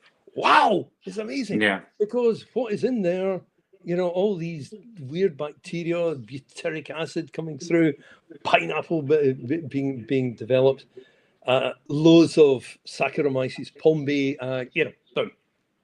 It's a flavour bomb. Yeah. Yeah. And we can jump right back to Belgrove. Yeah. So there you have it. You know, the stuff that they are throwing away in 1755 is now exactly what is required if you're wanting to make this more extreme high ester style. Yeah. And back to Greg. And Greg, you know, essentially, you know, here's one of the early examples of toying with this idea in the dirty cistern, the cistern filled with cane trash. They'll be allowed to undergo preliminary souring, certainly comprehend an acetic fermentation, and a fruity acid will be set free. So you know, there you have it. Mm. And we've got one other scientist, haven't we? We have one last scientist, Charles Allen, and Charles Allen did a huge amount of investigation into how this flavour was produced. You know, what's the science that's lying behind it. So he went out and, you know, did the research on site to find out. So that's him essentially, this slide is really talking about, why he wanted to do it. We know it exists, but what exactly is going on? Is it yeast or is it essential oils? It's a long quote, this one. This acid, when considered fit for use, smells like sour beer. Flavour, i.e. muck, is prepared by running fermented rum cane juice into cisterns outside the fermenting house, along with cane trash and dunder, which has been stored from the former crop. A proportion of the liquid from what's called the muck hole is added to the cistern. The components of the muck hole are the thicker portion of the dunder from the still, lees from retorts, cane trash, and adventitious matter, which from time to time finds its way into this receptacle. There's all these rumours of the dead crows and everything falling into it. So here's a description of what goes on in a muck hole. It follows that the characteristics of Jamaica rum are derived from saccharine liquors rich in albuminous matter fermented by yeast and bacteria. Granting that the main difference between high-flavoured rum and common clean rum is an ester content, the process of manufacture is accountable for this difference inasmuch as the general bacteria action is greatly increased and special bacteria are developed which produce acids which, on combining with the alcohol, form aromatic ethers. It's the bacteria, He went in there thinking it's yeast and came away going, actually, it's bacteria and it's coming from the muck pit. And essentially, that is what is happening at Hampden today and Long Pond today. Molasses, dunder, also cane acid. Which is, I think we got a slide of cane acid, which looks delicious. Hang on. Oh, it disappeared. Yeah, there you go. Yeah, that's great. You want to drink that? So cane acid is fermented, then soured cane juice, dunder, skimmings, and ferment sludge mixed with cane trash for the wild yeast. Essentially, it's vinegar. Then there's muck, which, as we said, sludge, dunder, tanks, suppurating high butyric acid and wild yeasts, and as I said, added at the very end of the ferment. And it's also lime added, not squeezy lime, but lime salt, because they're alkaline, and that balances the acid. It's a really, really complex recipe. You look at the distillery, you think, my God, they're filthy, but the quality control. And the ability to tread that really fine line between it being the desirable character that you want or flipping over into something which is totally bacterially infected. It's extraordinary. It's extraordinarily skilled distilling that's going on. Well, I think it's a conclusion time, but I don't know how to conclude. So here we are, knee deep in the muck pit. But yeah, I mean, the conclusion I draw from it really is that it is, I think it hopefully it shows how important, how advanced rum distilling was. Absolutely. And the thinking that lies behind it, namely the need to produce at volume, the need to produce consistency, and finding the solutions to it, which were essentially homegrown. What have I got around me? And out of that, the building then of identity. This rum, this process is what we use. This rum belongs to us, and then that fight for that identity, which is seen in the Caribbean and it's seen in America. This belongs to us all the way through. So there's a human story, as ever. There's a real human story behind this, and it's so. I'm thrilled to see, people using the term funk and actually looking for funkiness. I'm not a big fan of natural wines, but I like the idea of this kind of this idea that the old style of richness and aromas that you might find kind of strange, the tropical fruit characters, all of this, the oiliness that people love in old style Scotch whiskies, the funk that you get from great rums, from Long Pond or Worthy Park or Hampden.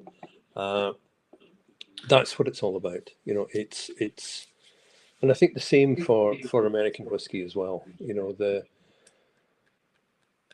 Getting it through those early days, those troublesome early days. How do you establish a completely new spirit in a completely new land? There are so many avenues to explore here, and it's amazing, how the stuff that you would have thrown away to use as fertilizer ended up being exactly what makes these rums and these bourbons so special. Absolutely. Yeah, the sense of identity, but also many modern drinkers, they like to project onto the past a simplicity of the product, and it's because they leave it dirty and they just let things happen that it becomes funky. That's the kind of natural wine type way of doing things, but that often, for me, can be funky bad. It's winemaking by ideology rather than by knowledge. This Jamaican rum, what your episode has and your research has shown so well, is that it was not by accident. It was incredibly complex work, a lot of scientific analysis to support it as well. But techniques that were developed over a really, really long time, stretching back to pre-Jamaican times, and but we patronise them with the idea of crows falling in Dunder pits and nonsense like that. It's just throwing in shit. No. Although they do stink. They really, really stink. They look like they stink. And there's one other thing, but you generated so many slides. I've had to store them somewhere else. So you're going to disappear off the screen for 1 second, and I think, oh no, you stayed. That's good. Just one thing I noticed that, and again, I'm going to have to switch piece Sourmash. Yeah, okay, cool. So Rochefort and Lygon and this wine of pines, which both of them are effusive about, they effectively recreate the pineapple taste in their rum. Yes, over a few centuries. Yeah. And that's good. Yes. Yeah, and here as well, when they're talking about the pineapple wines as well. That is these foreigners coming over here saying that is the absolute nectar of the gods, and then 300 years later, because if it's leather and things like that, but if there's one thing that great Jamaican rum has, is that pineapple. I really want to try pineapple wine now. Yeah, definitely. I'm off to buy a pint. Well, not now, but I will definitely. I'm going to try pineapple wine. Pineapple rum, amazing as well.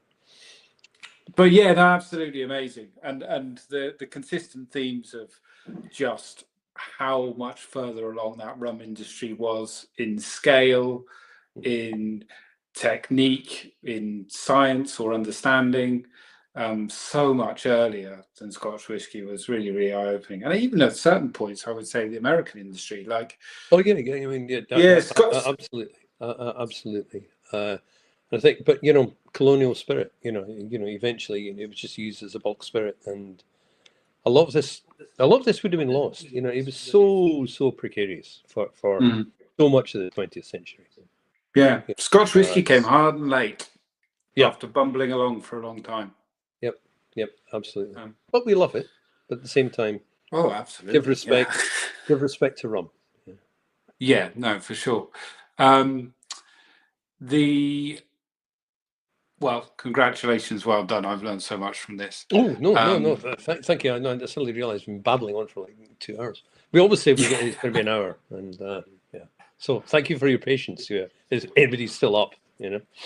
Yeah. Well, I see the numbers have remained consistent. So yeah, thank you for this, and also for people who might be watching on catch up as well. And we've noticed quite a number of people who watch it live and then go back, because there are a lot of slides. There's so much. I mean, there's a huge amount here, you know, and then I have kind of rattled through stuff.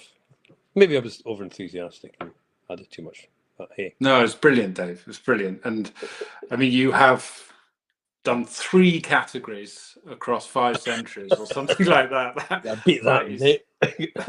remarkably ambitious. I would like you to do. I'd like you to do Baijiu gin and palm wine and arak. There's probably some parallels, burying stuff, and I don't know. In fact, it's a good question what we are going to do next, because there's 3 or 4 different research areas that we're both working on. Yeah. And I think we're talking early September that we might have a little live chat with our Patreon community. Yep. I think we could put a poll out as well. Like, we've got 3 or 4 half-finished things. What do you want us to finish first? Yep. You know, Yep. that type of stuff. Help us make up our mind. How was your rum baba? Yeah. It was good, actually. It was good. It felt pretty retro. It was the out-of-date glacé cherries that I found in the baking cupboard really rounded it off. But yeah, long pond and sponge and cream tastes nice. Tastes very, very nice. Anything else, Dave? I'm good. Well, I enjoyed it. Thank you for all your incredible research on this episode and your amazing determination presenting so much information. It was incredible journey, and we did manage to cross those centuries and continents and learn an enormous amount. So thank you very much. That's all. See you soon, Dave. Bye bye. Cheers, everyone.